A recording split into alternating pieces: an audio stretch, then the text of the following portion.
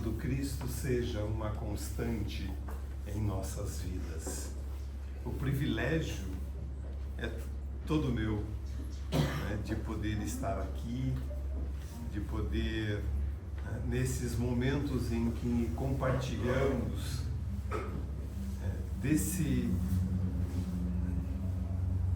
banquete, né, espiritual que é preparado cuidadosamente a cada um de nós pelas equipes que compõem em especial as atividades dessa casa, né? Não só no plano espiritual, porque no plano material também, né? Inúmeros trabalhadores chegam muito antes, organizam, preparam, para que quando nós, próximos ao horário da palestra, da atividade, a casa esteja sempre organizada. Então, é realmente um privilégio estar aqui e que amanhã, de alguma forma, possa representar a todos nós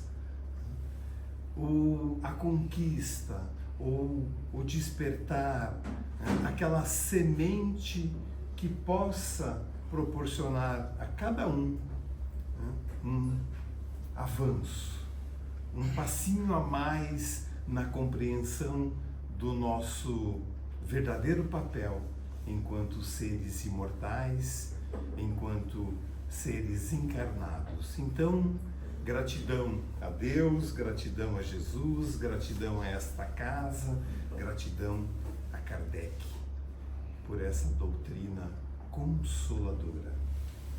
O tema que trazemos às reflexões de hoje intitula-se Que buscais? Duas palavrinhas, que buscais. Está no livro Caminho, Verdade e Vida, psicografia de Chico por Emmanuel. E Emmanuel, quando ele nessa série Fonte Viva, né, que são 4 ou 5 livros, agora não é 4 ou 5, tudo bem, Murilo? Ele sempre pega uma passagem do Evangelho, né, e aí discorre comentários acerca, né, da sua capacidade, na sua maravilhosa capacidade de fazer análise, de fazer síntese. Ele nos oferece, né, uma forma completamente rica para compreendermos a mensagem de Jesus. Em especial no Que buscais, retrata uma passagem que está lá em João, no capítulo João 1, no versículo 38, e ele diz, né, Jesus nos diz, e Jesus, voltando-se e vendo que eles o seguiam, disse-lhes, que buscais? É aquela passagem em que João Batista estava com os seus discípulos, dentre eles, né, segundo algumas interpretações, né, de alguns estudiosos, André e João Evangelista, filho de Zebedeu. Eles estão, né, conversando e ao longe passa Jesus, e aí João Batista diz, eis o Cordeiro de Deus.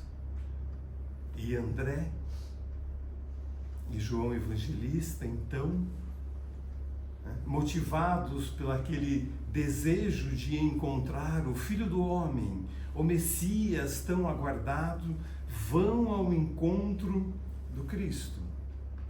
E ele, percebendo que os dois se aproximam, olha para os dois, imaginando a cena, vira para trás, olha para os dois. Que buscais? O que, traduzindo, né, trazendo para uma linguagem mais do dia a dia, o que vocês querem? Por que estão vindo ao meu encontro? Vejam que é uma pergunta, né, que não se caracteriza por condições, que algumas vezes, né, dentro do próprio processo trazendo aqui a doutrina espírita como exemplo, algumas vezes nós, né, quando chegamos, conhecemos o Espiritismo, somos bem acolhidos, que nos sentimos super bem, temos algumas respostas que confortam, que consolam os nossos corações. E falei, puxa, mas eu queria também servir, eu queria também ajudar. Olha, mas para isso você precisa fazer isso. Tem ali algumas, aspas, condições que a palavra talvez não seja tão adequada, mas que passariam por um processo de capacitação, de melhor compreender efetivamente aquilo que se propõe a fazer, para que eu consiga entregar algo de melhor. E então Jesus simplesmente pergunta: que buscais? O que vocês esperam? O que vocês desejam, almejam, anelam em vir até mim, ao meu encontro? Então vejam a profundidade da pergunta, que talvez para alguns de nós que estejamos estabelecendo uma comunhão, uma relação com a mensagem de Jesus, já num sentido talvez um pouco mais profundo, ela cala bastante. Ela nos convida a refletir efetivamente sobre os meus propósitos, sobre os meus anseios. Talvez para alguns é uma pergunta: que buscais? E eu não tenha ainda, ou não esteja ainda em condições de refletir na profundidade do questionamento. O que não qualifica ou desqualifica um em detrimento ao outro, porque o fato de nós estarmos um pouco mais sensíveis, talvez, à mensagem, não nos caracteriza numa condição de superioridade ou de avanço, mesmo porque o que vai caracterizar o nosso encontro com Ele, com esta mensagem, é a nossa vontade. O maior exemplo disso é Saulo de Tarso, que durante metade da sua vida tinha um posicionamento, uma forma de agir e de pensar, e de repente, da noite para o dia, se transforma nesse processo de conversão, saindo de Saulo para Paulo. E mesmo, vejam, falávamos há pouco da questão das condições, próprio Paulo, convertido, para que ele pudesse se entregar ao Evangelho, retira-se por 3 anos no deserto para que se prepare, para que possa se nutrir daquela mensagem de forma a cumprir o seu papel. Que buscais? Poderíamos trazer aqui uma outra pergunta, dentro do nosso contexto em especial, quando pensamos no Espiritismo, e que talvez nos auxilie nessa reflexão do que buscais. Para que ser espírita? Para que ser espírita? É diferente de por que ser espírita. O porquê nos leva a uma justificativa. Porque o Espiritismo me oferece inúmeras respostas, porque me acolhe, porque me consola. O para que indica movimento. O para que indica objetivo, finalidade. Por que eu estou, domingo pela manhã, dia dos pais, parabéns aos papais, em especial aos vovôs, que são 2 vezes pais. Mas por que nós estamos aqui? Aonde eu quero chegar? O que buscais então, assim como o para que ser espírita, nos convida a refletir sobre objetivos, sobre finalidades. O que eu quero ser, ou que conquistas eu quero ter daqui a 10 anos? No campo das virtudes, o quão mais tolerante, paciente, indulgente, caridoso eu quero estar daqui a 10 anos? Porque se eu não tenho claro um objetivo, uma finalidade, como nos diz Divaldo Pereira Franco, uma vida sem objetivo é uma vida que não vale a pena ser vivida. Uma vida onde nós não temos claro, né, quais são as nossas metas, o que nós almejamos, nós ficamos que nem Alice no País das Maravilhas, né, em que a personagem chega na frente do gato, tem uma bifurcação, e aí pergunta para o gato, tá, mas para onde eu vou? Aí o gato, numa sabedoria, para onde você quer ir? Não sei. Se você não sabe para onde quer ir, qualquer caminho te serve.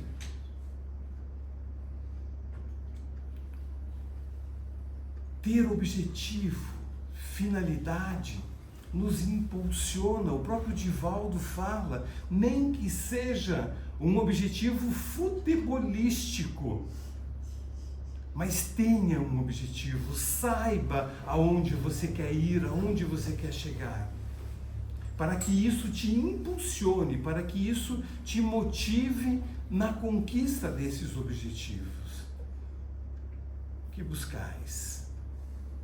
Pergunta Jesus àqueles 2 discípulos que dele se aproximam, convidando-os, assim como convida a cada um de nós a refletir. O que almejamos, o que buscamos e para que somos espíritas. Porque no porquê somos espíritas poderia ter assim, porque o meu pai é espírita, a minha família é espírita, então agora eu virei espírita também. Por isso, porque eu sou espírita, porque é uma questão que eu herdei lá da família. E poderíamos atribuir ao fato de nós estarmos aqui ao acaso, né? Coisa que o Espiritismo vem de uma maneira muito clara, muito enfática, categórica, nos mostrar que não existe acaso. Se estamos aqui, dentro dessa doutrina que amplia as nossas possibilidades de perceber, de sentir, né, de entender os contextos de vida que estamos inseridos sobre outra ótica, de olhar, né, para aquelas questões que envolvem as nossas relações familiares, aquele parente complicado, aquelas adversidades, aquelas dificuldades, aquelas questões que envolvem a minha vida do ponto de vista, né, encarnado, associado aos aspectos da matéria e tantas dificuldades que são comuns a muitos de nós, à luz do ensino espírita. Tudo isso tem a possibilidade de se nos apresentar sobre outras perspectivas, com outras possibilidades, que nos convidam ao entendimento de que cada uma dessas circunstâncias são necessárias, extremamente importantes no nosso processo de aprimoramento e desenvolvimento moral e espiritual. Bendita doutrina espírita. Bendita a oportunidade que todos nós temos de, estabelecendo contato com ela, de ir pouco a pouco, considerando os nossos recursos, porque o meu recurso é diferente do recurso de cada um de vocês. Cada um de nós percebe, sente de uma forma diferente, e por isso não devemos ou não deveríamos esperar que todos pensassem e agissem da mesma forma. A doutrina é a mesma, a verdade é a mesma, a mensagem é a mesma, mas como eu interiorizo é diferente. E a beleza da vida está justamente nessa convivência, em percebendo um ou outro reagindo de maneira diferente, e eu, iluminado pela mensagem da Boa Nova, conviver com cada uma delas, tirando o melhor aproveitamento de cada uma dessas experiências.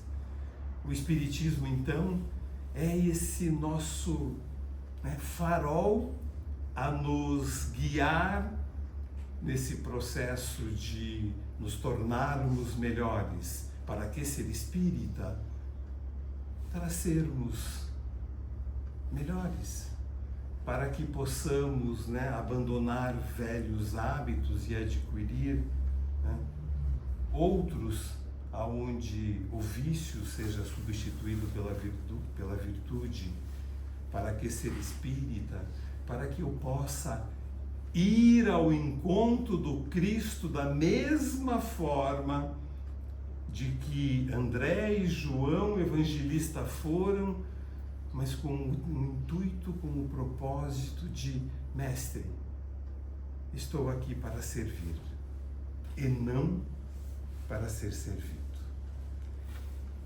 Emmanuel discorre aqui então nessa mensagem no item 22, do Caminho, Verdade e Vida.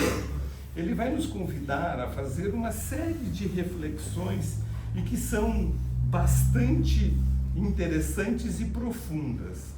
Começa o benfeitor dizendo: a vida em si é um conjunto divino de experiências. Cada experiência em que experimentamos no processo reencarnatório ou no conjunto das existências que compõem a nossa vida, compõe a nossa vida. Então compete aqui já em um olhar a cada uma dessas experiências. No livro Todos Precisam de Paz, de Raul Teixeira por Benedita Maria, no capítulo 10, último capítulo, Tarefas Inadiáveis, inclusive nós já falamos sobre esse capítulo especificamente, Ali a benfeitora, ela faz um convite, são 4 convites, mas o primeiro é tirar proveito das experiências, sejam elas positivas ou sejam elas negativas. Todas nos oferecem grandes oportunidades de aprendizado e de ensino. E continua o benfeitor dizendo: cada existência isolada oferece ao homem o proveito de novos conhecimentos. Olha só, quando nós pensamos nesse acaso, que não existe, de estarmos na doutrina espírita, quantos conhecimentos novos se nos é oferecido. Olha a abundância que nós temos, a partir da codificação do Pentateuco, mas das obras subsidiárias, quanta informação, quantos recursos para que nesse processo, como nos foi convidado na prece inicial, do autoconhecimento, de nós nos percebermos, de nós compreendermos por que agimos assim ou assado, por que estamos inseridos nesse ou naquele contexto. Então vejam quantos conhecimentos nos são oferecidos aqui, especificamente no campo do Espiritismo. Continua o benfeitor dizendo: a aquisição de valores religiosos, entretanto, é a mais importante de todos, em virtude de constituir o movimento de iluminação definitiva da alma para Deus. E nós, me perdoem a generalização, invariavelmente nós estamos mais em busca de conhecimentos no campo da vida material, nós estamos mais em busca de conhecimentos que possam oferecer para nós, não que isso seja algo que não devamos fazer em absoluto, mas melhorar as nossas condições de vida. Eu vou buscar lá uma formação acadêmica, eu procuro estudar, aprender, conhecer, me desenvolver mais, para que profissionalmente eu consiga, né, melhorar ali a minha condição econômica, financeira, oferecer uma vida melhor para os meus filhos, né, para a minha família como um todo. E nós vamos incessantemente nessa busca de conhecimentos para manter ou melhorar a nossa saúde do corpo físico, também extremamente importante. Mas Emmanuel, e é importante que reflitamos sobre a perspectiva de não nos enganarmos, Emmanuel nos chama a atenção aqui de que a mais importante de todas é a aquisição de valores religiosos. E que, né, invariavelmente, movidos, né, pelo cotidiano, pelos nossos condicionamentos, nós vamos deixando em segundo plano. Ou, né, assim como nós, né, estamos aqui buscando, né, valores religiosos hoje, mas aí um pouquinho mais é transformando esses valores religiosos efetivamente, né, naquilo que chamamos, né, de nós termos religiosidade, que é transformar esse conhecimento no nosso dia a dia, nas nossas questões, na forma como nós lidamos com tudo, em especial dentro das relações, né, sejam elas interpessoais, né, dentro da nossa família ou no campo fora. Os homens, contudo, continua o benfeitor, estendem a esse departamento divino a sua viciação de sentimentos no jogo inferior dos interesses egoísticos. Os templos de pedra estão cheios de promessas injustificáveis e de votos absurdos. Será que nós nos enquadramos? Será que a nossa motivação, né, ou a nossa relação, aqui no contexto, né, do Espiritismo, mas de qualquer outra crença religiosa, né, ela está pautada pelos interesses individuais, egoísticos? Para a gente pensar, para a gente refletir, para avaliar efetivamente, e aí de novo, né, o Espiritismo se apresenta como rico para nós, né, dentro deste processo de compreender a imortalidade da alma, em compreender o nosso papel, né, até para que nos ajude a lidar com essas questões de querer resolver as nossas questões, né, sempre em primeiro lugar, né? No conjunto das experiências, né, e parece um contrassenso, mas nós espíritas sabemos, né, de tantas existências pretéritas, de tantas outras futuras, mas nós vivemos muitas vezes a atual como sendo a última. E queremos resolver, queremos, né, não ter problemas, dificuldades hoje.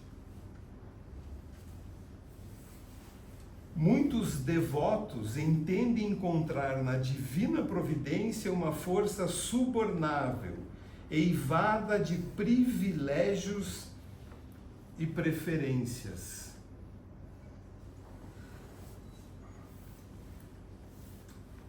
Nós, aqui, fazendo uma questão de só uma comparação, um efeito comparativo, né?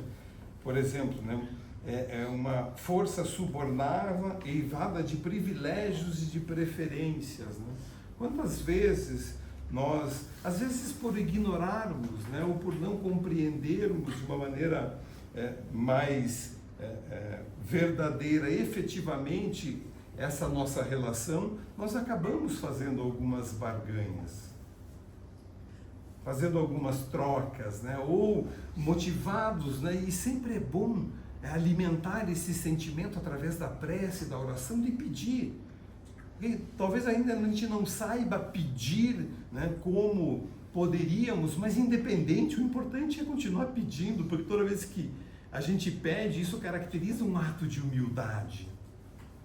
Eu reconheço aqui a minha incapacidade, a dependência, então quando eu peço, é um ato de humildade, e desenvolver a humildade em nós, independente do contexto, é sempre importante.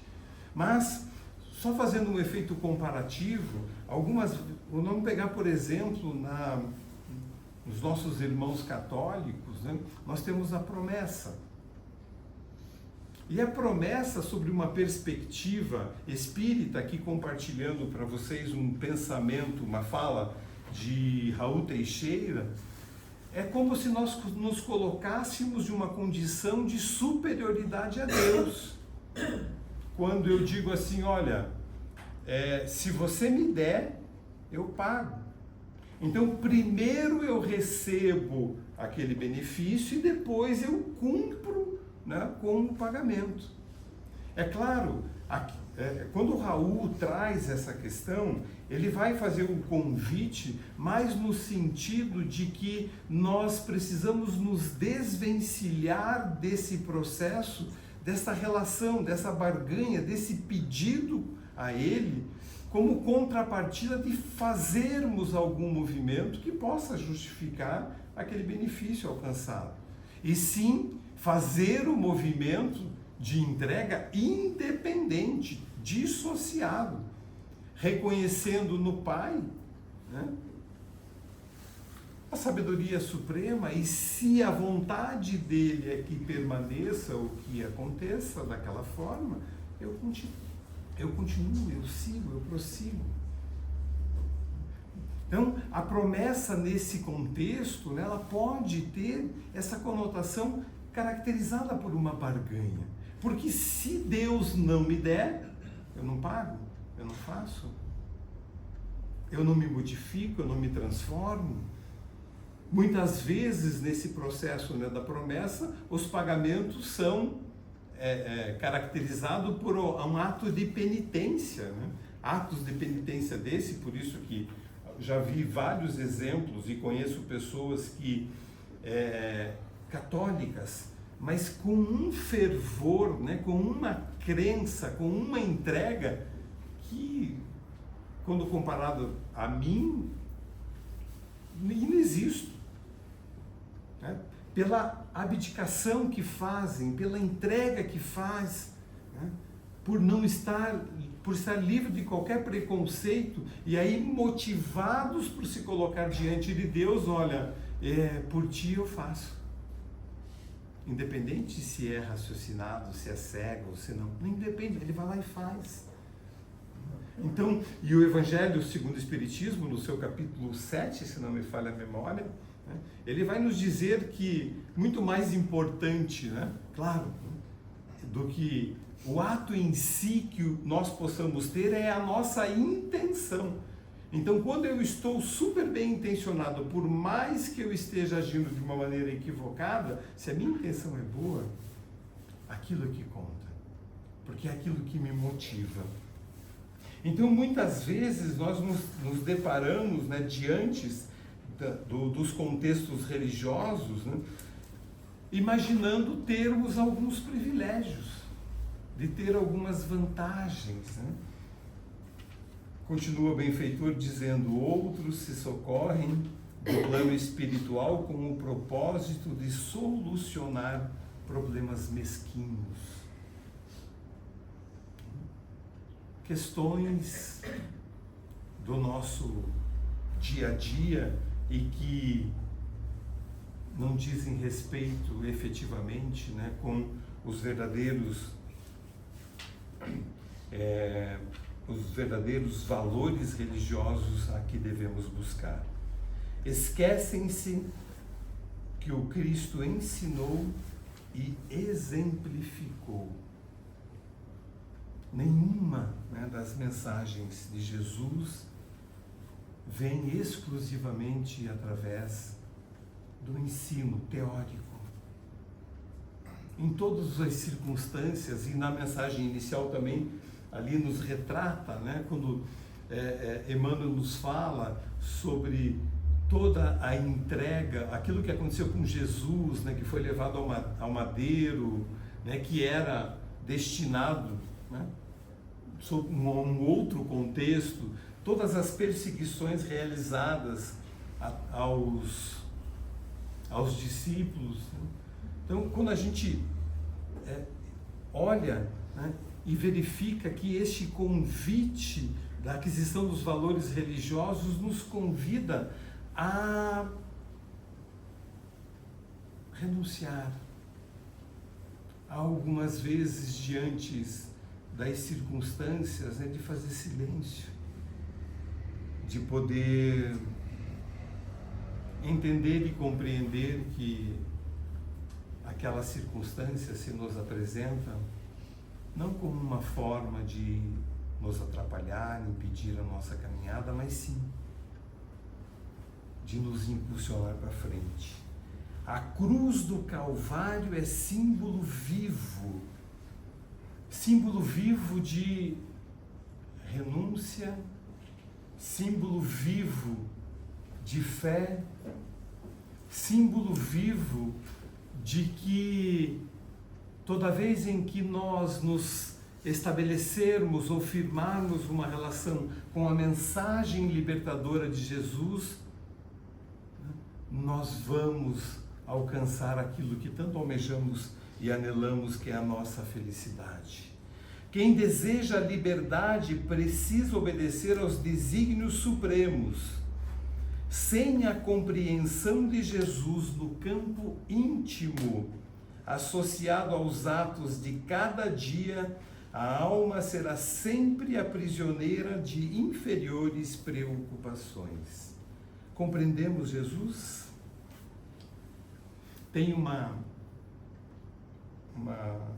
história do Eurípides Barçanufo, em que ele retrata que durante o repouso do corpo, à noite, ele é arrebatado, convidado a uma experiência que no primeiro momento não compreende, né? Porque ele é levado a uma região em que a própria psicosfera já produzia nele, né, um bem-estar, uma sensação que não consegue descrever, mesmo sem compreender. Né? Ele vai ao encontro quando percebe uma luz muito forte, mais a distante, e ao se aproximar dela, reconhece a figura de Jesus. Ato contínuo, né? Tem aquele reação, né, de reverência ao Cristo. E olhando com mais cuidado para Jesus, percebe que ele está chorando, as lágrimas correndo pelos olhos. Não entende. Né? E resolve perguntar a Jesus: por que choras, mestre? E Jesus continua com as lágrimas escorrendo, olhando para Eurípides, e sem a resposta, Eurípides tenta, né, entender ou dar subsídios para que justificasse aquela cena, e talvez olhando para dentro de si e se percebendo ainda alguém que não compreendia no íntimo Jesus, pergunta a ele: choras? Por aqueles que não conhecem o Evangelho? E Jesus, olhando para Eurípides, diz: não choro por aqueles que não conhecem o Evangelho, a quem, por sinal, devemos amar sobretudo. Choro por aqueles que conhecem o Evangelho, mas ainda não compreenderam. Olha a profundidade do convite, e que de repente pode em algum momento nos dizer assim: puxa, mas eu também não conheço o Evangelho, ainda não compreendo o Evangelho. Conhecer todos nós conhecemos, né? mas eu ainda não compreendo o Evangelho. E talvez leve uma infinidade de encarnações, né, de existências, para que ele se faça vivo dentro de mim. Mas o mais importante é o movimento que eu posso fazer hoje, independente da distância que me leve até o final, para que esse conhecimento possa começar alguma forma a viger na minha vida. E é o que diz Emmanuel aqui, né? Quando ele diz, sem a compreensão de Jesus, associado aos atos de cada dia, é fazer com que, né, o Espiritismo, com a mensagem de Jesus, o Evangelho, ele transcenda aos muros da casa espírita, aos muros da igreja, e ele possa fazer parte do nosso contexto diário.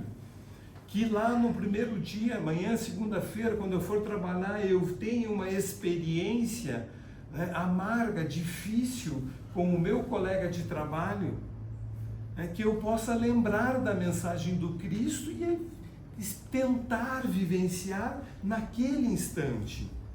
E não associar mais o aspecto da religião uma vez que eu vou na casa espírita por semana, 2, 3, alguns de nós vão todos os dias, ou que eu vou no templo religioso, ou que eu vou na igreja, aonde eu me entrego, né? Por favor, não no sentido da crítica, eu me confesso,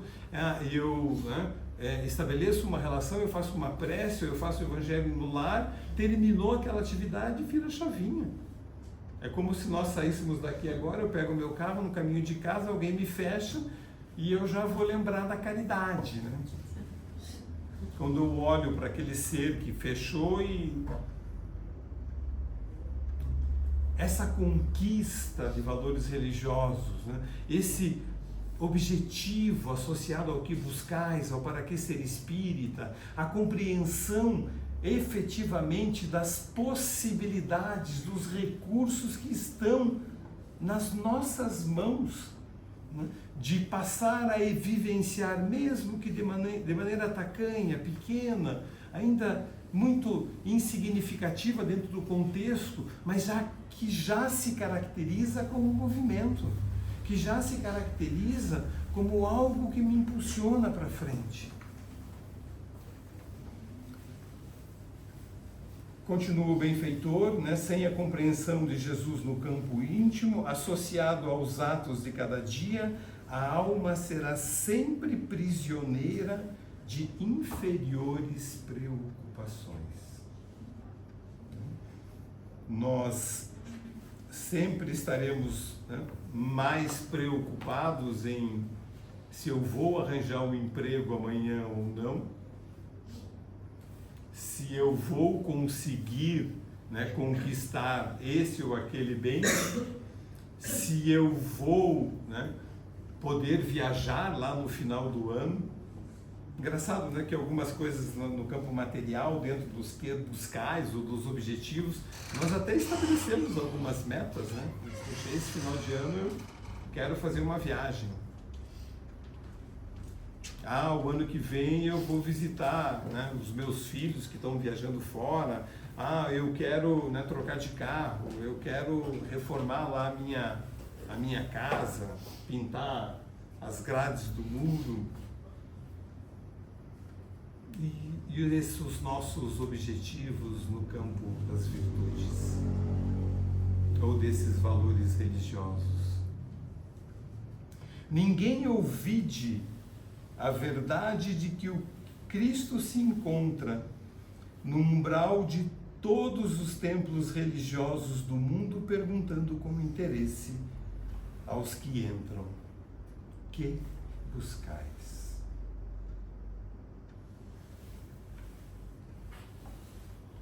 Imaginemos que domingo que vem, ou na próxima vez que nós chegarmos aqui no Sena, e ali na porta, do lado da porta, estará Jesus direcionando o olhar para nós e perguntando: que buscais? Que buscais? Que respostas nós ofereceríamos a Ele?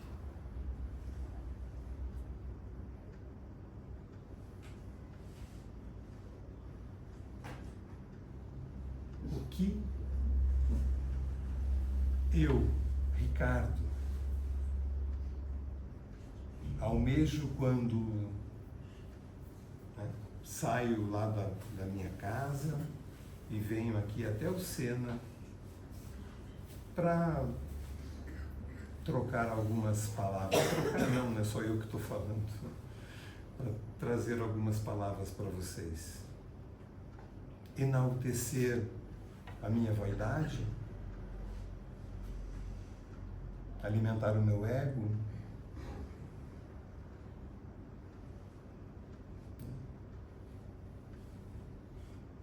desenvolver o meu personalismo, tudo aquilo que nós possamos fazer quando associado a uma finalidade, a um objetivo, a um para quê, ele pode ganhar um contexto completamente diferente e desta forma nos impulsionar no nosso desenvolvimento. O que buscais? O que buscais quando estabelecemos contato com uma leitura, um livro? Antes de iniciar a leitura, o que eu espero encontrar neste livro, nesta obra? O que este livro produzirá de modificações, de resultados, de possibilidades quando eu terminar? Porque se eu olhar para ele, eu vou ler só por ler, muito provavelmente, eu vou passar pelo livro, chegou no final, ok. Agora, se eu tiver um propósito e uma finalidade dele associado a uma intenção, um desejo meu, a hora que eu abrir o livro e ler uma frase que se encaixa com aquilo que eu quero, opa, peraí, isso aqui me chamou a atenção. Eu vou voltar, eu vou ler, eu vou refletir. Esse é o convite que Jesus nos faz quando oferece a cada um de nós a possibilidade, em especial, de estarmos vivenciando nesta encarnação a oportunidade de conviver com a doutrina espírita, não na condição de privilégio, porque não existem privilegiados, mas na condição de que cada um de nós se encontra de, a partir deste conhecimento, de promover as mudanças a que Jesus nos convida a todos os instantes, para que deixemos o homem velho e assumamos o homem novo representado pela mensagem mais viva do Evangelho de Jesus, que é o exercício do amor. Esse amor que também estamos muito distantes de vivenciá-lo na plenitude, mas que, a partir do momento em que tivermos essa nossa predisposição de tentar superar os nossos medos, os nossos receios, superar as nossas fraquezas e estabelecermos uma conexão com Ele, com Jesus, nós estaremos alimentados para que pouco a pouco consigamos seguir. Assim que Ele, nosso divino e celeste amigo, companheiro de tantas horas, aquele que não se preocupa com o que fizemos ontem, com o que fizemos há horas atrás,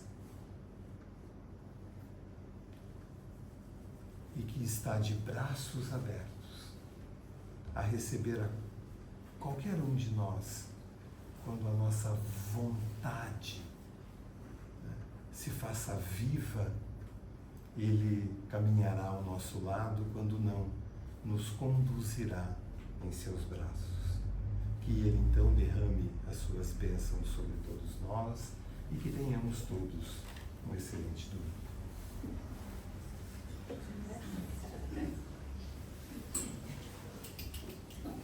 Ainda envolvidos por essa psicosfera, procuremos mentalizar a imagem de Jesus,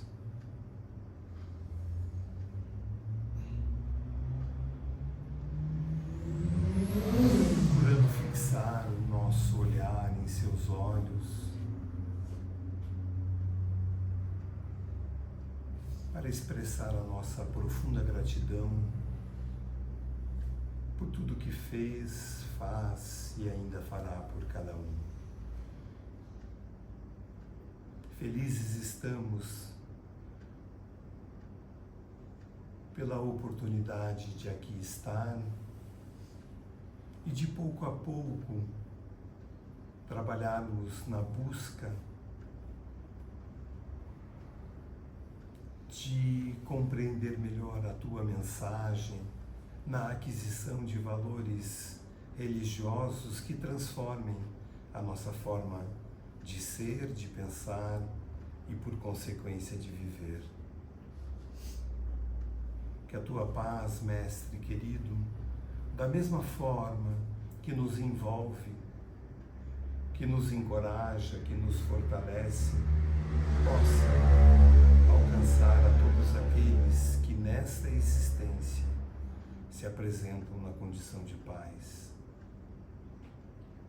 Por extensão, que a tua paz alcance a todas as instituições família,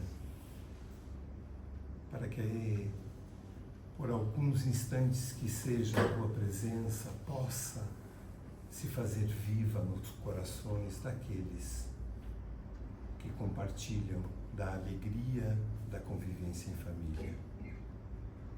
Nos despedirmos na certeza de que permaneces conosco. Que assim seja.